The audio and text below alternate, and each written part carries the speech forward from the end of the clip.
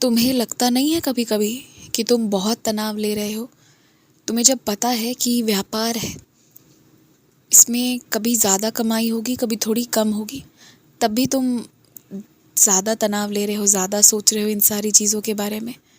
और क्या तुम्हें ये नहीं लगता कि कभी कम कभी ज़्यादा होने के बावजूद भी इतनी तो कृपा मैंने की है कि तुम अपनी ज़रूरत को ही नहीं बल्कि अपने छोटे छोटे शौक़ को भी पूरे कर पाओ। इतनी तो मैंने कृपा की है।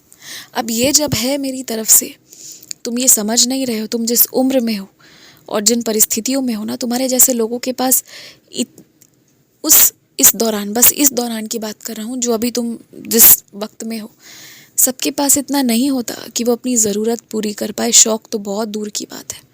और वैसे में तुम अपनी सारी ज़रूरतें अच्छे से पूरी करने की सक्षम हो, तो तुम्हें खुश रहना चाहिए।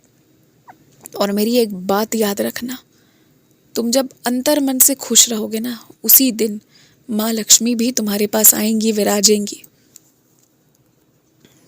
और मुझे तुमसे ये भी कहना था कि तुम मंदिर, गुरुद्वारे, जहाँ भी सोच रहे हो पाठ कराने की, जाप कराने की, मुझे लगता है ऐसा कि क्योंकि अभी तुम्हारी छुट्टी तुम्हें मिलने वाली है, तो एक दिन तुम्हें ही खुद से बैठकर करना चाहिए। 4-5 दिनों बाद भले ही एक दिन ऐसा निकालो कि तुम खुद ही बैठो और खुद ही बैठकर करो। तुम जो स्वयं बैठकर करोगे, जितने भी पाठ, जो भी सब कुछ करोगे ना, उसकी बात ही अलग होगी। तुम्हारा काम जल्दी हो जाएगा, देख लेना, और बहुत सुंदर से होगा। और जो स्वयं मंत्रों का उच्चारण करता है, उसका प्रभाव जो व्यक्ति कर रहा है उस पर तुरंत बहुत सकारात्मक होता है।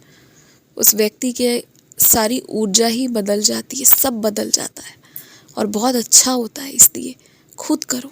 मुझे लगता है तुम्हें खुद करना चाहिए क्योंकि अभी समय है तुम्हारे पास। तुम जिन लोग भी नहीं, जिस व्यक्ति विशेष के बारे में सोच रहे थे कि तुम्हें वो तोहफा देना है और उसी के मुंह से तुमने सुन लिया, जिसने तुम्हें ये बताया कि क्या कुछ चीज़ें तोहफे में नहीं दी जानी चाहिए, उसने तुम्हें वास्तु बताया और भी कई सारी चीज़ें बताई। इससे ये समझ लो ना कि उस विशेष व्यक्ति को तुम्हें वो चीज़ें नहीं देनी है जो उसने बता दी है। और सबसे उचित पता है तुम क्या दे सकते हो? उसे पहनने के लिए कपड़े दे सकते हो।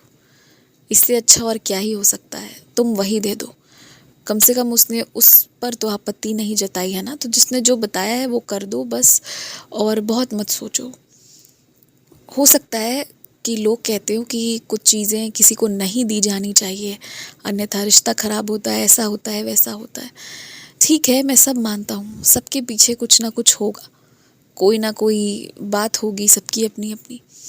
लेकिन अगर तुम्हारा विश्वास बहुत दृढ़ है, बहुत सच्चा प्रेम है ना, तो सच्चे प्रेम के बदले कभी भी तुम्हें वापस लौट कर बुराई नहीं मिलेगी। पर उस हद तक का प्रेम, उस हद तक की ईमानदारी होनी चाहिए। और अधिकांश लोगों में वो होता ही नहीं है। अधिकांश लोग तोहफा देते ही इसलिए हैं कि या तो सामने वाले को अपने वश में करना है या फिर सामने वाले को नीचा दिखाना है।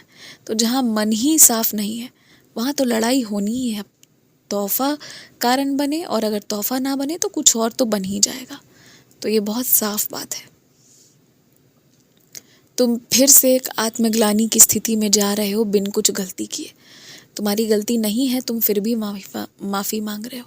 तुम्हें लग रहा है कि तुम दो लोगों के रिश्तों के बीच में आए हो, जबकि तुम्हारे से सामने से कुछ तो हुआ ही नहीं, कोई तो बात हुई ही नहीं, तुमसे तो कुछ खराब बोला ही नहीं गया है। और बोला भी क्यों जाएगा? तुमने ऐसा कुछ किया ही नहीं है।